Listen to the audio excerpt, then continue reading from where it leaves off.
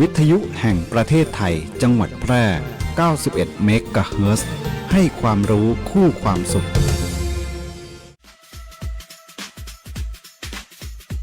หากคุณมีปัญหาสายตาอยากได้แว่นสักอันหนึ่งไว้ตอบแชทตอบไลน์งานด่วนใส่ขับรถไปทำงานไปท่องเที่ยวดูแผนที่ปักหมุดหาจุดหมายปลายทางหรือต้องการใช้เลนส์โปรเกรสซีฟไว้มองไกลมองกระจกซ้ายกระจกขวา The World of Opticon เราเข้าใจถึงปัญหาสายตาของคุณดีวัดสายตาแม่นยำโดยทัศนศาสตร์ด้วยประสบการณ์กว่า40 ปี The World of Opticon ช่วยคุณได้ตัวแทนจำหน่ายแว่นตานาฬิกาพร้อมบริการหลังการขายมาเลยที่ The World of Opticon มุมแยกกาดน้ำทองถนนภูเก็ตตำบลนาจักอำเภอเมืองแพร่จังหวัดแพร่โทร0819520545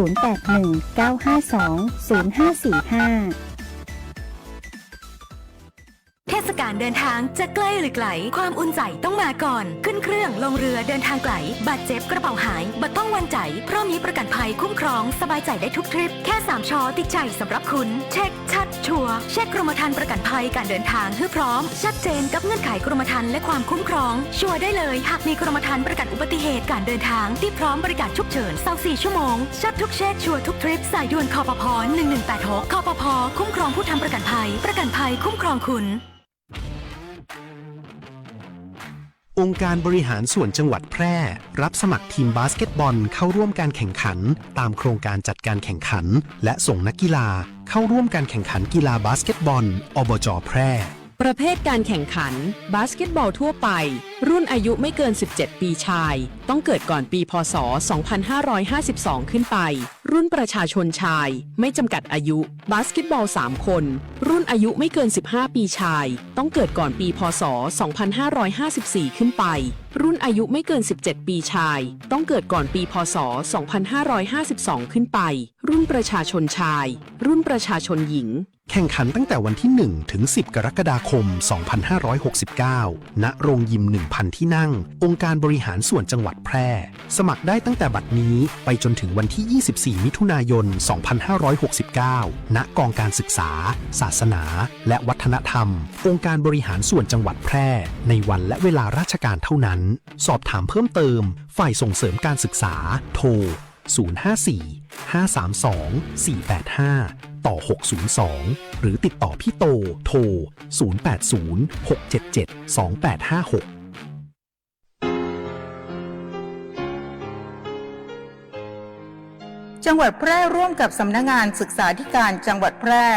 ขอเชิญทุกท่านร่วมเสนอชื่อครูผู้สร้างการเปลี่ยนแปลงในชีวิตศิษย์และเป็นครูผู้มีคุณูปการต่อการศึกษา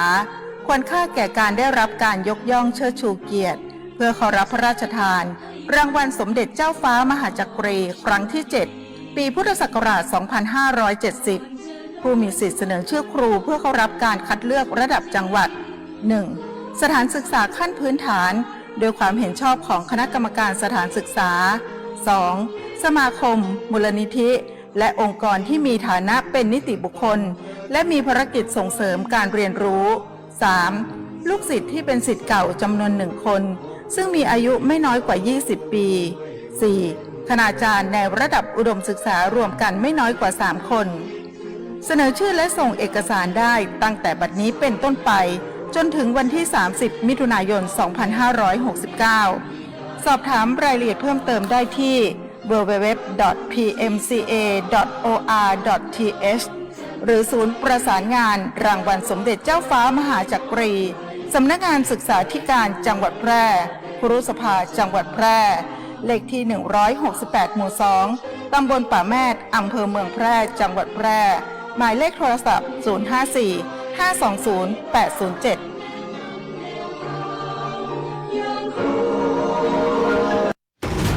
ทุกวันนี้มิจฉาชีพมาในหลายรูปแบบทั้งข้อความ SMS อีเมลหรือแม้แต่บนโซเชียลมีเดีย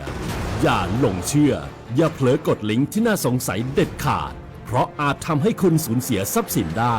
หากไม่แน่ใจหรือมีข้อสงสัยติดต่อแบงก์ชาติโทร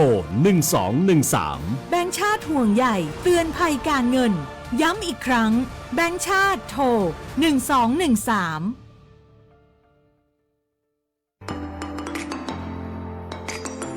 ขับขี่ปลอดภัยเมืองไทยไร้อุบัติเหตุด้วยความห่วงใย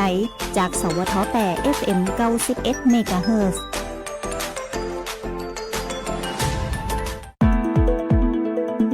ฟังข่าว ฟังสวทแพร่ FM 91 เมกะเฮิรตซ์กรมประชาสัมพันธ์ ข่าวจริง เชื่อถือได้ สื่อรัฐพัฒนาคุณภาพชีวิตคนจังหวัดแพร่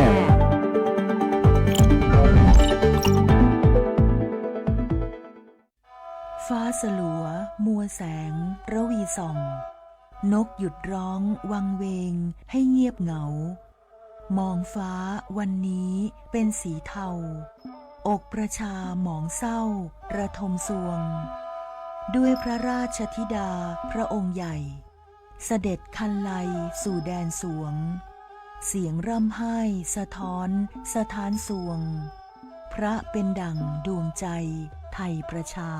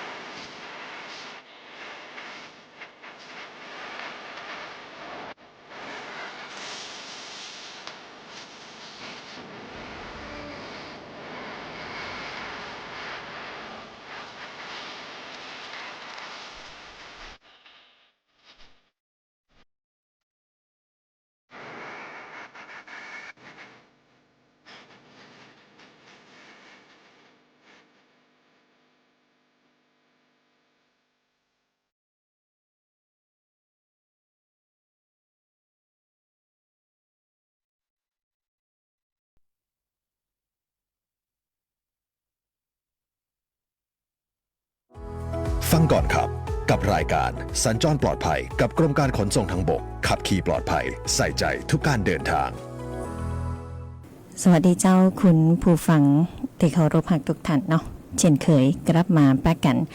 กับช่วงของมวลใจใบ3สัญจรปลอดภัยกับกรมการขนส่งทางบกโดยสำนักงานขนส่งจังหวัดแพร่นะเจ้าบ่าย3โมงถึง4โมงกับน้องปุ๋ยพิรุณพรแสงซอยก็ทักทายแฟนรายการติดตามตึงหน้าปัดวิทยุ FM 91 เมกะเฮิรตซ์วิทยุออนไลน์รวมไปถึงทางหน้าเพจ Facebook Live กันตัวนะเจ้าทักทายคุณอุดรด้วยที่ใช้กันตัวนะก็อยู่ด้วยกัน1ชั่วโมงตรงนี้เนาะเป็นประจำจันทร์ถึงศุกร์นะเจ้าข้อมูลข่าวสารจากสำนักงานขนส่งจังหวัดแพร่กรมการขนส่งทางบกกระทรวงคมนาคมมอบให้แฟนรายการเป็นประจำใน1ชั่วโมงตรงนี้นะเจ้าต่างฝ่ายทะเบียนรถสำนักงานขนส่งจังหวัดแพร่เนาะก็แจ้งข้อมูลของการจดทะเบียนรถนะณวันนี้วันที่18 มิถุนายน 2569 นะเจ้าข้อมูลการจดทะเบียนรถพรบรถยนต์ประเภทรถเก๋งเนาะตอนนี้ก็เริ่มจดทะเบียนตีหมายเลขณวันนี้นะเจ้าก็ไก่เนาะหนู3781ของรถเก๋งเนาะรถตู้เนาะหนูขอไข่4057รถกระบะบอใบไม้รอเรือ5538รถจักรยานยนต์เลข1ก็ไก่ถอถุง5120รถแทรกเตอร์ต่อเต่าคอควาย5946นะเจ้าก็ใครที่ต้องการจะจดทะเบียนรถเนาะบางท่านบางคนเหล็กในดวงใจไว้นะเจ้าก็ตามลำดับในการจดทะเบียนเนาะมีรถเก๋งรถตู้รถกระบะรถจักรยานยนต์รถแท็กเตอร์นะเจ้าก็ไปติดต่อได้ที่ฝ่ายทะเบียนรถสำนักงานขนส่งจังหวัดแพร่นะเจ้าแล้วก็ทางสำนักงานขนส่งจังหวัดแพร่ยังคงเชิญชวนผู้ประกอบการรถโดยสารสาธารณะเข้าร่วมโครงการไทยช่วยไทยพลัด60-40กันอยู่นะเจ้าซึ่งคุณสมบัติของผู้ที่มีสิทธิ์เข้าร่วมโครงการเนาะรถจักรยานยนต์สาธารณะรถ3ล้อสาธารณะรถแท็กซี่นะเจ้ารถตู้โดยสารประจำทางหรือว่ารถ2แถวนะรถโดยสารประจำทางสาธารณะรถรวมบริการตีเข้าห่วมเดินรถกับผู้ตีได้รับใบอนุญาตประกอบการขนส่งด้วยรถโดยสารประจำทางนิติบุคคลรายเล็กตีได้รับใบอนุญาตประกอบการขนส่งสาธารณะบอกประจำทางนะเจ้าท่านก็สามารถที่จะลงทะเบียนเข้าร่วมโครงการผ่านแอปพลิเคชันร้านค้าในกลุ่มเดิมนะเจ้าบ่ต้องลงทะเบียนใหม่นะกดปุ่มไทยช่วยไทยพลัดบนแอปถุงเงินได้เลยก็ใจบริการได้ระหว่าง25 พฤษภาคม69ถึง30 กันยายน69ส่วนผู้ประกอบการได้ไหมร้านค้าในกลุ่มใหม่นะเปิ่นบอกว่าเพิ่งไปติดต่อลงทะเบียนกับทางธนาคารกรุงไทยทุกสาขาทั่วประเทศก่อนนะเจ้าแล้วก็จะได้รับการยืนยันจากเจ้าหน้าที่รัฐแล้วก็จะต้องมีการตรวจสอบคุณสมบัติเฉพาะตัวเนาะร้านค้ากลุ่มเดิมบ่ต้องลงทะเบียนนะเจ้าส่วนกลุ่มใหม่เนี่ยไปลงทะเบียนตีธนาคารกรุงไทยกันก่อนนะสาขาไหนก็ได้นะทั่วประเทศนะเจ้าระหว่าง25 พฤษภาคม69ถึง31 กันยายนกรกฎาคมนะ25 พฤษภาคม69ถึง31 กรกฎาคม69นะอันนี้สำหรับร้านค้าในกลุ่มใหม่นะเจ้าก็เอามาประชาสัมพันธ์ให้ได้รับทราบนะเจ้าเพื่อว่าต่างผู้ประกอบการได้ใหม่นะเจ้าสนใจนะเจ้าอยากจะเอารถโดยสารสาธารณะเข้าร่วมโครงการก็ได้เลยนะเจ้าเฮือใจเฮือตังเฮือชีวิตเฮือความสุขนะเจ้าสอบถามเพิ่มเติมสายด่วนกรมการขนส่งทางบก1584ตลอด24ชั่วโมงนะเจ้าก็เป็นข้อมูลที่ประชาสัมพันธ์ให้กับแฟนรายการในช่วงแรกนี้ก่อนนะเจ้า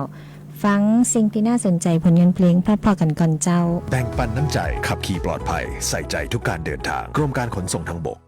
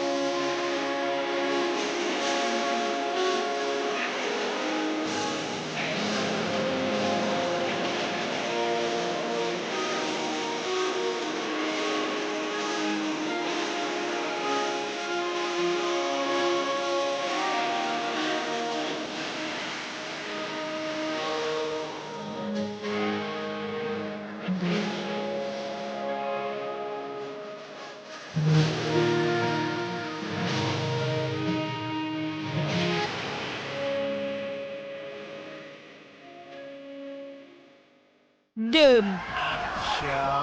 ดับ บดีคิดว่าดื่มแล้วครับจะมาเป็นหยังเพราะแอลกอฮอล์จะไปย่าฮือสมองจ้าไข้หลับเป็นซึมเป็นเบลอย่าฮือควบคุมรถบ่ได้การตัดสินใจและการตอบสนองจ้าลงเสี่ยงเสียทรัพย์เสี่ยงดับชีวิตตึงตัวเก่าแล้วก็คนอื่น ดื่มเท่ากับดับขับขี่ปลอดภัยใส่ใจคู่การเดินทางกรมการขนส่งทางบกและกองทุนเพื่อความปลอดภัยในการใช้รถใช้ถนน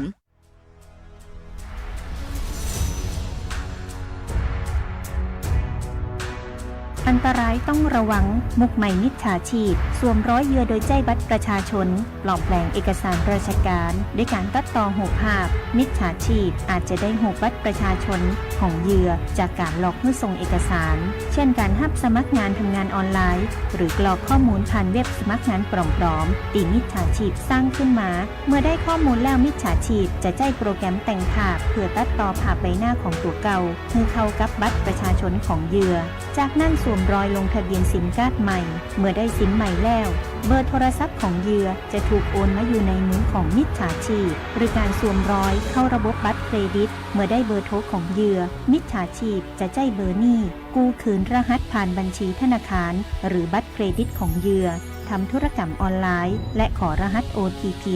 รหัสจะถูกส่งไปที่ซิมที่มิจฉาชีพถืออยู่มิจฉาชีพสามารถใช้รหัส OTP ทำธุรกรรมทางการเงินโอนเงินหรือซื้อของโดยที่เหยื่อบ่ฮู้ตัวบ่ได้ฮื้อบัตรประชาชนกับผู้คนแปลกหน้าหรือลงทะเบียนไว้ในเว็บที่บ่น่าเชื่อถือมันตรวจสอบธุรกรรมการเงินและแจ้งธนาคารทันทีหากพบความผิดปกติเพื่อป้องกันความเสียหายบ่ได้เจือบอดี้อู้บอดี้โลกบอดี้โอนเพื่อประชาชนปลอดภัยจากมิจฉาชีพด้วยความห่วงใย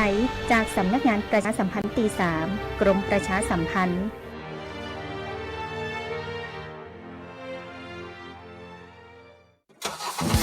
ขับขี่ปลอดภัยเมืองไทยไร้อุบัติเหตุด้วยความปรารถนาดีจากสวทแพร่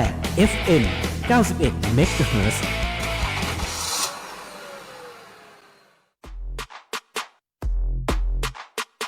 เยาวชนคือพลังสำคัญของชาติและเป็นกำลังสำคัญในการสืบสานความมั่นคงของชาติในอนาคตสถาบันพระมหากษัตริย์คือหนึ่งในสถาบันหลักที่อยู่คู่คนไทยมาอย่างยาวนานเป็นศูนย์รวมจิตใจ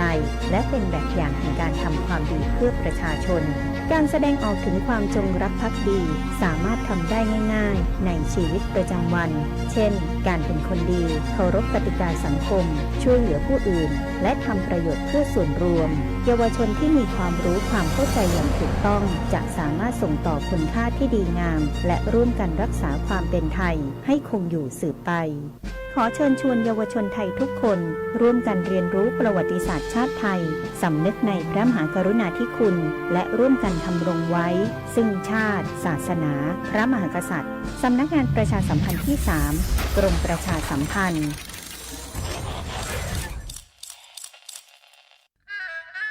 กราบก้มบังคมบาทปิยราชธิดาพระเสด็จสู่ฟ้าปวงประชาร่ำให้ครวญนานาพระกรณียกิจในดวงจิตทวินหวนทุกเร้าเศร้าในสวงพระคือดวงใจไทย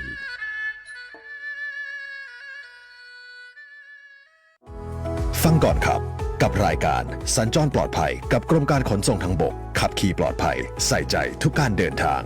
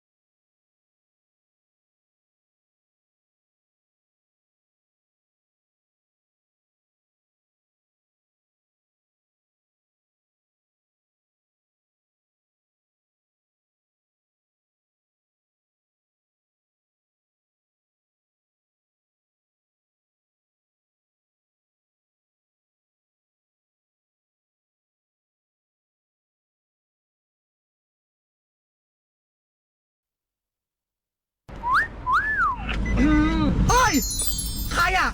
ฉันคือแม่ย่านางที่มงลมทุกปี สิ่งศักดิ์สิทธิ์เรตติ้งอันดับหนึ่งที่ช่วยคุ้มครองรถและคนขับมาเพียบระยะอ๋อ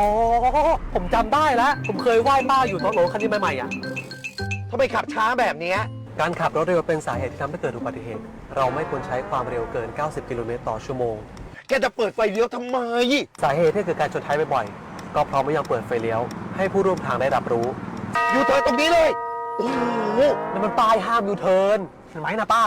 ว้ายอ๋อนี่มันปาดมาเหรอถนนไม่ใช่ครูอย่าเรียนรู้ด้วยชีวิต drive safely อ่ะ you know พอนะป้าไม่ต้องยุแล้วถ้าขับรถดีมีวินัยใจเย็นๆใส่ใจกฎจราจรก็ถึงจุดหมายอย่างปลอดภัยไม่ต้องพึ่งสิ่งศักดิ์สิทธิ์ขับขี่ปลอดภัยใส่ใจทุกการเดินทางด้วยความห่วงใยจากกรมการขนส่งทางบกกลับเข้ามาในช่วงของมวลใจใบ3นะเจ้าในช่วงสัญจรปลอดภัยกับกรมการขนส่งทางบกกระทรวงคมนาคมนะเจ้าในช่วงนี้นะเจ้าก็อยากจะประชาสัมพันธ์เน้นย้ำเนาะในเรื่องของการฮื้อตางรถฉุกเฉินนะเจ้าเป็นบอกว่าการฮื้อตางรถฉุกเฉินเนี่ยเท่ากับฮื้อชีวิตผู้อื่นตัวยนะเจ้าจุดสังเกตเนาะเมื่อมีเขตระดับวิกฤตนะเจ้ารถฉุกเฉินเปิ่นก็จะใจไฟสีแดงนะเจ้าเปิดเสียงไซเรนนะแล้วก็ในหั่นเนาะอาจจะมีการทำ CPR ผู้ป่วยอยู่นะเจ้า CPR เท่ากับ4 นาทีของชีวิตนะเจ้าทุกๆ1 นาทีตีรอการกู้ชีพอัตราการรอคอยก็จะลดลง7-10% นะเจ้าสิทธิ์ของรถฉุกเฉินตีรถกันอื่นๆต้องลบเนาะเพื่อช่วยเหลือผู้ป่วยแล้วก็ลดความเสี่ยงนั่นก็คือนะเจ้าการขับด้วยความเร็วเพื่อทำเวลาเนาะเพราะฉะนั้นรถฉุกเฉินเปิ่นอาจจะมาเร็วน้อยนะเจ้าสามารถขับผ่านสัญญาณไฟหรือเครื่องหมายหยุดรถได้นะเจ้าอันนี้คือสิทธิ์ของรถฉุกเฉินในกรณีที่มีผู้ป่วยอยู่ในรถนะเจ้าแล้วก็รถอื่นๆเนี่ยก็จะต้องลบตัวนะเจ้าจุดสังเกตนั่นก็คือเขตระดับวิกฤตเนาะการเปิดไฟการเปิดไฟสีแดงแล้วก็มีเสียงไซเรนของรถฉุกเฉินตัวนะเจ้าฮือตางอย่างมีสติป้องกันอุบัติเหตุซ้ำซ้อนนะเจ้าการที่เฮาอย่าฮือตางรถฉุกเฉินตีมาตั้งหลังนะเจ้าฮือเฮาดำเนินการด้วยความรวดเร็วนั่นก็คือการเช็คนะเจ้าเช็คระยะเช็คความปลอดภัยเนาะบ่หยุดตรงทางแยกระวังรอบข้างก่อนที่จะเบี่ยงเลนนะเจ้าเฮา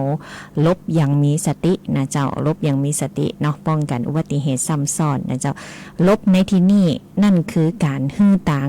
รถฉุกเฉินนะเจ้าบ่ใจว่าลบตำรวจอย่างอีนะคนฟังบ่ใจจะอันเจ้าการชิดเนาะชิดซ้ายหรือว่าจอดชิดขอบทางเพื่อเปิดทางให้รถฉุกเฉินเปิ่นแสงได้ง่ายขึ้นนะเจ้าแล้วก็ปลอดภัยต่อรถกันอื่นๆตัวนะเจ้าการชะลอเนาะเว้นจากใต้รถฉุกเฉิน50 เมตรนะคุณฟังบ่ช่วยโอกาสครับตัวรถฉุกเฉินเนาะเพื่อลดความเสี่ยงในการเฉียวชนหรืออุบัติเหตุร้ายแรงต่างหน้านะเจ้าเพราะว่ารถฉุกเฉินเปิ่นจะต้องทำเวลาในการถึงโรงพยาบาลนะเจ้ามีสติ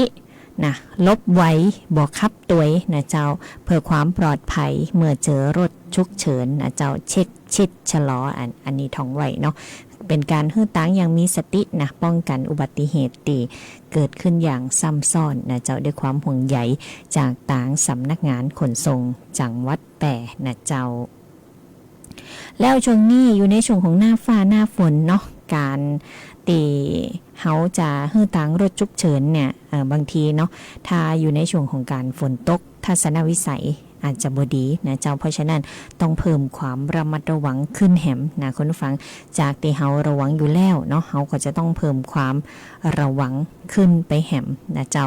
มอเตอร์ไซค์เนาะขับขี่ในช่วงของหน้าฝนนะเจ้าระมัดระวังกันตัวนะบางทีหลีกเลี่ยงการกางร่มเนาะใช้วิธีการสวมหมวกกันน็อกแล้วก็สวมเสื้อกันฝนอันนี้จะปลอดภัยกว่าการตีเฮากางจ้องมือเดียวนะขี่รถเครื่องมือเดียวนะแหมข้างกับกางจ้องนี่นะนี่เป็นอันตรายนะเจ้าแล้วก็เวลาตีมีรถใหญ่เปิ่นขับแสงนะเจ้าบางทีอาจจะไปบังเอิญหย่ำใส่น้ำในหลุม ในท้องถนนนะเจ้าสะเด็นใส่ตกอกตกใจเสียลักแหมนะเจ้าเพราะฉะนั้นเนาะหลีกเลี่ยงการกางจ้องหลีกเลี่ยงการกางจ้องขี่รถเครื่องมือเดียวนะเจ้าเป็นเปลี่ยนมาสวมใส่หมวกกันน็อกพร้อมกับเสื้อกันฝนหมวกกันน็อกควรจะมีหน้ากากนะเจ้าหน้ากากตัวเนาะเพื่อป้องกันฝนเข้าตานะถ้าฝนเข้าตาตกหนักแสบตาแหมนะคุณผู้ฟังทัศนวิสัยในการมองเห็นก็บ่ดีนะเจ้าบางท่านเป็นห่วงในเรื่องของหน้าจะเปียกนะเครื่องสำอางจะลุดนะในช่วงที่ฝนตกนะเจ้าเพราะฉะนั้นเนาะต้องมีหน้ากากหมวกกันน็อกกันตัวนะเจ้าในช่วงที่มีฝนตกฟ้าห้องนะก็มอเตอร์ไซค์เป็นบ่ว่าเสี่ยงต่อการเกิดฟ้าผ่าตัวเนาะบ่ดีขับรถไปตีสูงเด่นบ่ดีขับรถในตีโล่งแจ้งนะเจ้าจอดพักรบฝนก็ระมัดระวังเนาะบ่ดีจอดปืนก็ไม่ใหญ่นะเจ้าเพราะว่าก็ไม่อาจจะหักกลใส่ในขณะที่เป็นฟ้าเป็นลมหรือบางทีเนี่ยฟ้าก็จะพาก็ไม่ใหญ่ๆสูงๆนะเจ้าเพราะฉะนั้นเป็นอันตรายเนาะคุณผู้ฟังเนาะฝนตกนักนะหาตีจอดตีลบภัยตีปลอดภัยนะเจ้างดการขับขี่รอฝนซาแล้วก็ก่อยเดินทางใหม่นะเจ้าด้วยความห่วงใยนะคุณผู้ฟังนะหมวกกันน็อกก็สำคัญนะเจ้าสำหรับมอเตอร์ไซค์นะหากว่าเกิดรถกลรถล่มมาเนี่ยหมวกกันน็อกช่วยชีวิตเฮาได้นะเจ้าอย่างน้อยเนาะบ่อย่าฮือศีรษะบ่อย่าฮือหัวกระแทกปืนนะเจ้าแล้วก็มันมีกรณีที่ฝ่าพามอเตอร์ไซค์นะฝ่าพาไรเดอร์นะเจ้าถ้าเฮาบ่สวมใส่หมวกกันน็อกเนี่ยก็อาจจะเป็นอันตรายถึงชีวิตได้นะเจ้ารถยนต์นะรถใหญ่นะรถอะไรอย่างกระจังเนาะเวลาขับขี่ในช่วงฝนตกบนท้องถนนระวังนะเจ้าเองน้ำโมงน้ำต่างๆนะก่อยขี่นะเดี๋ยวน้ำจะสะเด็นใส่รถเครื่องรถมอเตอร์ไซค์นะตกอกตกใจรถกดรถล่มกันนะเจ้าเพราะฉะนั้นขับขี่บอกว่าจะเป็นรถน้อยรถใหญ่นะเจ้าก็จะต้องคำนึงถึงเปื่อนความต่างตัวนะเจ้าก็เป็นข้อมูลที่น้องปุ๋ยเอามาฝากคุณผู้ฟังประชาชนทุกท่านเนาะด้วยความห่วงใยจากต่างสำนักงานขนส่งจังหวัดแปรนะเจ้าก็เอาข้อมูลข่าวสารเนี่ยมาบอกมาฝากกันอยู่ตลอดนะเจ้าอยากจะให้ทุกท่านทุกคนขับขี่บนท้องถนนอย่างปลอดภัยในทุกฤดูนะเจ้าวันนี้ต้องขอบคุณทุกการติดตามรับฟังทุกช่องทางนะเจ้าคุณฟังนะก็กลับมาป้ากันได้ใหม่นะเจ้าในวันผูกเนาะติเก่าเวลาเดิมแบบนี้นะเจ้าสำหรับในวันนี้ก็ต้องนำรายการจากลาคุณผู้ฟังไปนะเจ้าแล้วก็จะส่งท้ายผลงานเพลงเพราะทุกท่านทุกคนนะเจ้าทักทายคุณโชคชัยน้อยนุดกันตัวทักทายคุณปีสุรีรัตน์กันตัวนะเจ้าก็รับฟังผลงานเพลงแล้วก็ลารายการไปตรงนี้เลยนะเจ้าโชคดีมีความสุขทุกท่านสวัสดีเจ้าสนับสนุนโดยกรมการขนส่งทางบกและกองทุนเพื่อความปลอดภัยในการใช้รถใช้ถนนเราเห็นคนขับรถผิดกฎจราจรเห็นอุบัติเหตุจากความประมาทถ้ายังมองผ่านคงไม่มีเรื่องดีเกิดขึ้นอีกต่อไปมาสร้างเส้นทางสุขเพื่อความปลอดภัยขับขี่มีวินัยไม่ประมาทเห็นแก่เพื่อนร่วมทางส่งความคิดบวกและส่งต่อน้ำใจสร้างความสุขทุกเส้นทางให้ปลอดภัยเพื่อเราทุกคนขับขี่ปลอดภัยใส่ใจทุกการเดินทางกรมการขนส่งทางบกและกองทุนเพื่อความปลอดภัยในการใช้รถใช้ถนน